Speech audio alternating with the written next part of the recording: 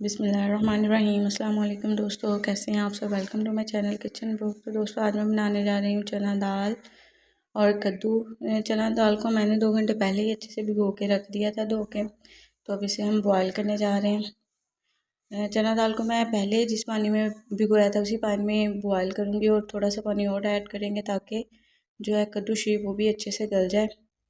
कद्दू शीप थोड़ा सा टाइम लेता है गलने में, इसलिए इसको थोड़ा सा और पानी की ज़रूरत होगी। तो इसके लिए मैंने 2 बड़े साइज़ के जो है वो प्याज लिए हैं, 1 बड़े साइज़ का टमाटर और 6 से 7 अदर जो है सब्ज़ मिर्च चॉप की हुई ली है। कढ़ाई में हम जो है वो घी को गर्म करेंगे, इसके अंदर हम ऐड करेंगे प्याज को। दोस्तों अगर आप मेरे चैनल पर नए हैं तो प्लीज़ मेरे चैनल को सब्सक्राइब कर दीजिएगा और चैनल को और वीडियो को लाइक कर दीजिएगा और वीडियो को शेयर कर दीजिएगा।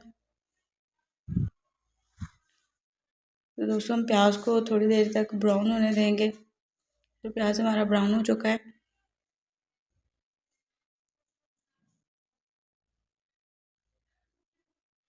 अब इसके अंदर हम ऐड करेंगे सब्ज़ मिर्च। इसको मैं कर लूँगी मिक्स अच्छे से।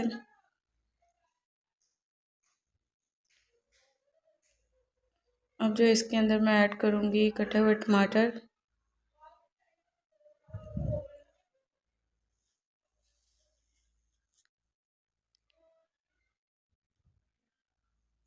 थोड़ा सा पानी ऐड करेंगे मिर्ची डालने से पहले ताकि मिर्ची जले ना। अब इसके अंदर हम 1 बड़ा चम्मच सुरख मिर्च का ऐड करेंगे,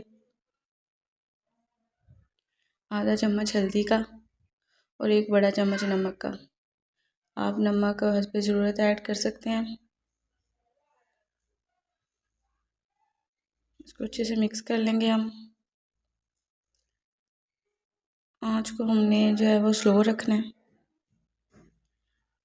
इसके अंदर मैं थोड़ा सा पानी ऐड करके इसके ऊपर ढक्कन लगा दूँगी ताकि जो हमारा मसाला है वो अच्छे से तैयार हो जाए। तो दोस्तों 2 से 3 मिनट तक मैंने इसको पकने दिया है। अब इसका ढक्कन हटाया तो ये कुछ इस तरह से है। अब इसके अंदर हम खुश्क मसाले ऐड करेंगे।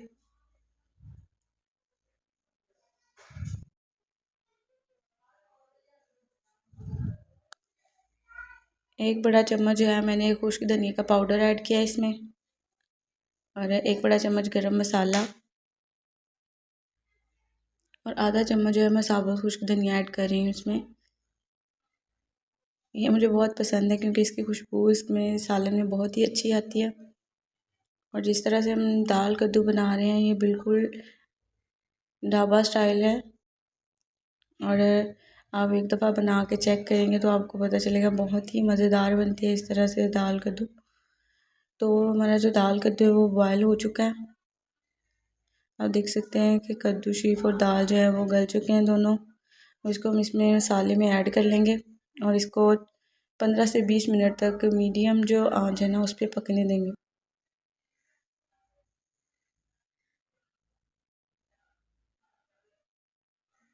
दोस्तों वीडियो को पूरा देखा करें, आपकी हौसला अफजाई की बहुत ज़रूरत है मुझे।